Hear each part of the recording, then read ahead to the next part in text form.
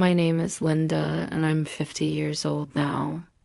If I look back, 10 years ago, my life seemed perfect. I was married to my husband, John, and for a long time we lived what I thought was a happy life. We first met in a way most people would call unusual. It was on a bus. You know how people always say, good girls don't talk to strangers? Well, I didn't follow that rule. I talked to John, and that small conversation changed the entire course of my life. We hit it off right away. Something about his voice, his way of smiling, the way he listened, it all just clicked. We liked each other instantly, and it wasn't long before we started dating. After 1 year of seeing each other, sharing late night talks, and building memories, we decided to get married. When I married John, I was young, full of energy, and honestly, I felt beautiful. Back then, I always had this small dream of losing a little weight. I wasn't overweight at all, but like many women, I always felt I could be slimmer. John never agreed with me on that. He would laugh and say, Linda, stop with the diets. You don't need them. You're perfect the way you are. At the time, I didn't completely understand what he meant. But now, looking back, I know those words came from love. John wasn't a man of fancy gestures. He was simple, sometimes even plain. He didn't bring me flowers every day, and he didn't serve me breakfast in bed. Once, he actually tried. He brought me a cup of coffee to bed, but he tripped and the coffee spilled all over my dress. I wasn't mad. I just told him gently not to do it again. That was John, awkward in the little things, but strong in his own way. He loved me in ways that weren't loud or showy. Every day he went to work, he called me to remind me, Linda, don't forget your coat. It's cold outside today. It might sound simple, but that was his kind of romance.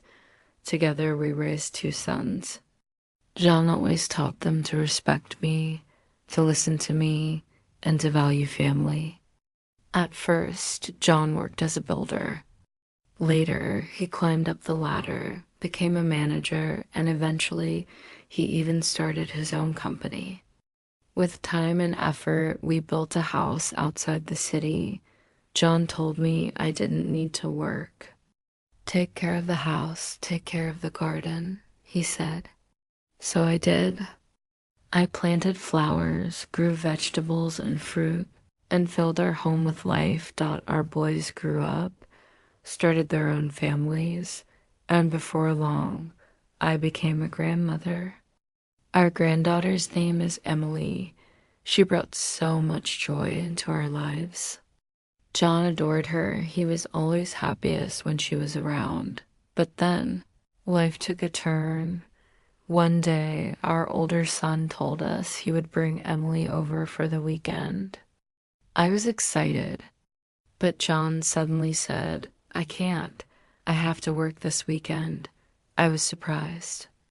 John had never refused time with Emily before. I asked him, why can't you come home in the evening? He gave a vague answer, saying maybe he would stay at his father's house instead. His words worried me. Something didn't feel right. The next day, I drove to John's office to see him, but he wasn't there. The security guard told me he hadn't shown up. Then I overheard the guard's wife whisper, poor woman. Everyone knows, but she doesn't. In that moment, my heart froze. I called John and told him, we need to talk. That evening, he came home. I looked into his eyes and asked, do you have another woman? And he said, yes. I couldn't believe it. My world crumbled. I asked him, will you leave or should I leave? He answered quietly, I will leave. He packed his things and walked out of the house. The pain was unbearable. I cried for nights. I felt completely alone. The man I had trusted for decades had betrayed me. My sons, David and Brian, came to comfort me. They hugged me, listened to my pain, and stayed close.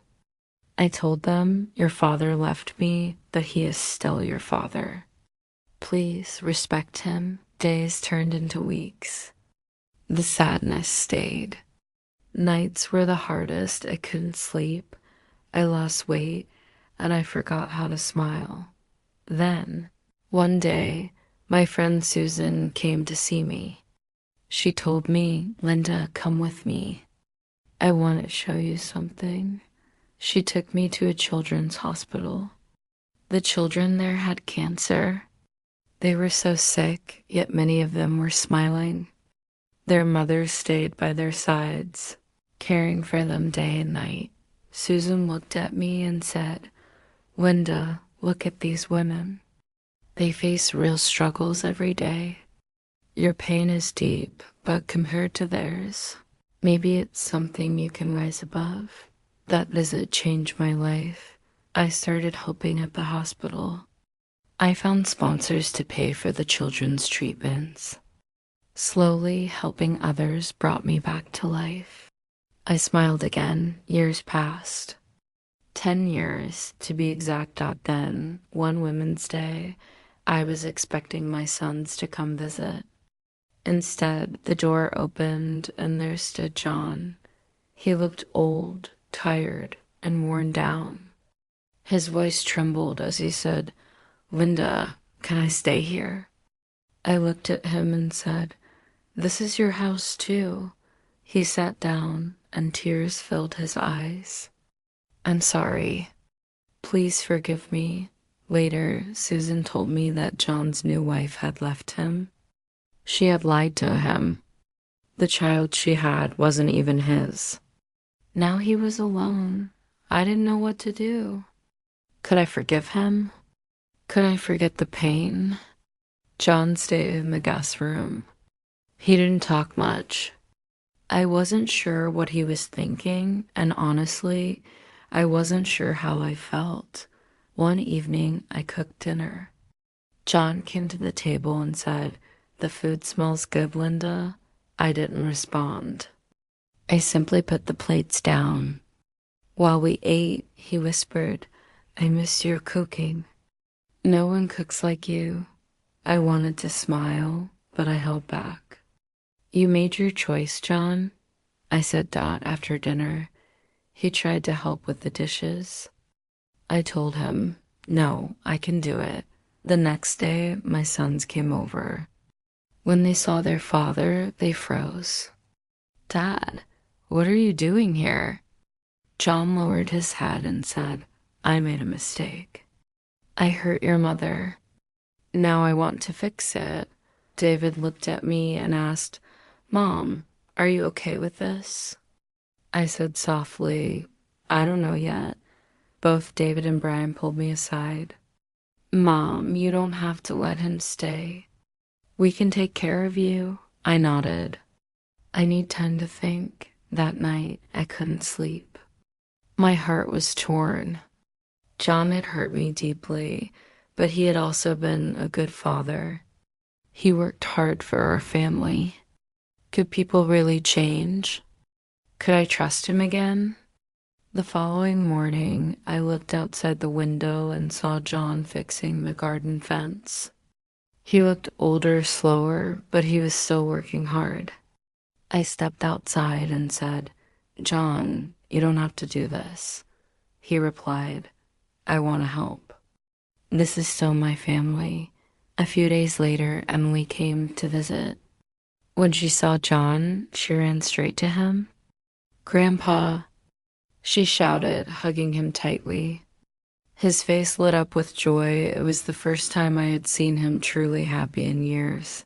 Emily said, Grandpa says he missed me. Can we all go to the park together?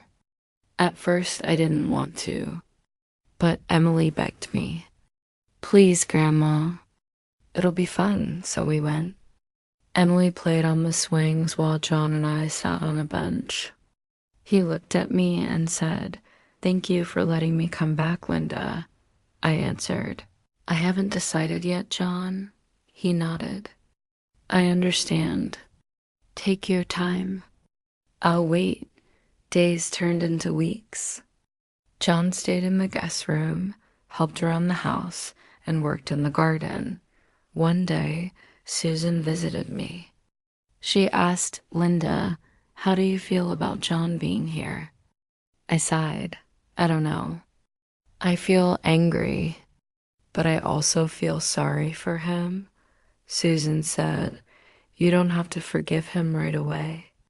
But maybe this is a chance for both of you to heal." That night, her words stayed with me till the next morning. I made breakfast and called John to the table. "John, let's talk," I said. He looked nervous. "I don't know if I can forgive you," I admitted. "But I want to try." His eyes filled with tears. "Thank you, Linda. I'll do everything I can to make things right." From that moment, things slowly began to change. We started spending more time together.